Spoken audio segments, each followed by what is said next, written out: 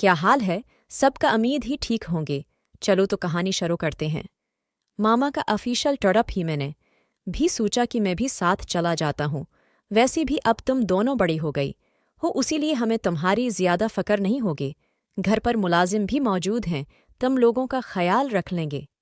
یہ سن کر میری بہن سارا کچھ پریشان ہوئی اور کہنے لگے، ماما آج سے پہلی تو آپ لوگ کبھی اس طرح ہمیں چھوڑ کر نہیں گئی۔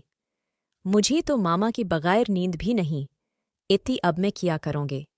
ماما نے محبت سے سارا کو گلی لگایا اور اس کا ماتھا چومتی ہوئی کہنے لگی کہ اب تم بڑی ہو رہی ہو، بھائی کے ساتھ رہنا سیکھو۔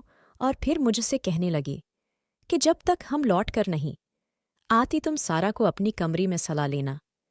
یہ سن کر میں بڑا خوش ہوا اور کہا کہ جی ماما فکر نہ کریں، میں سارا کا پورا خیال رکھوں گا۔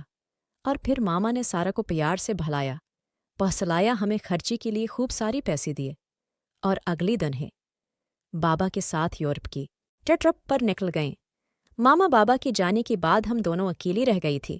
سارا کی امتحان چل رہی تھی، وہ پڑھائی میں مصروف ہو گئی تھی اور میں کالج کے دوستوں میں۔ رات تک تو سب کچھ ٹھیک تھا، لیکن جیسی ہی رات کا اندھیرا پھیلا وہ بچوں کی طرح پھوٹ پھوٹ کر رونے لگی۔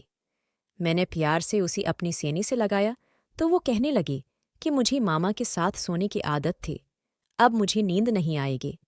میں نے اس کا تکی اپنی بستر پر رکھ دیا اور کہا کہ تم سکون سے سو جاؤ، میں تمہاری پاس ہے بیٹھا ہوں۔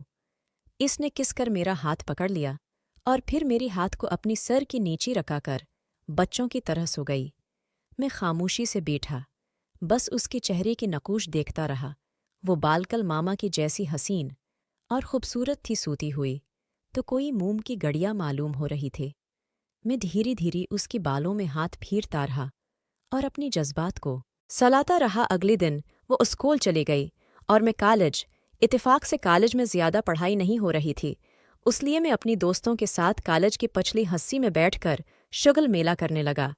اتنی میں میرے دوست نے میرا موبائل فون اپنی ہاتھ میں لیا اور نہ جانے کیسی وہ گیلری تک پہنچ گیا۔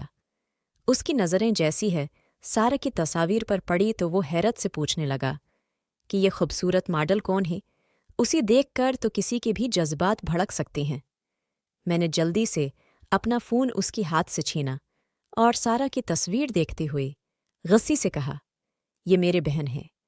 میری بات سن کر وہ مسکریا اور کہنے لگا، یار تیری بہن تو بہت ہی خوبصورت ہے، تجھے تو باہر نظر ڈالنے کی بھی ضرورت نہیں ہے۔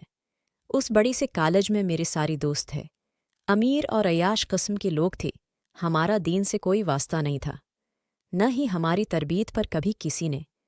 پیاری دوستوں، اگر آپ کو یہ کہانی اچھی لگ رہی ہے تو میری اس ویڈیو پہ کمنٹس ضرور کریں تاکہ میں اگلا پارٹ بھی بنا کر لگاؤں آپ لوگوں کے لیے۔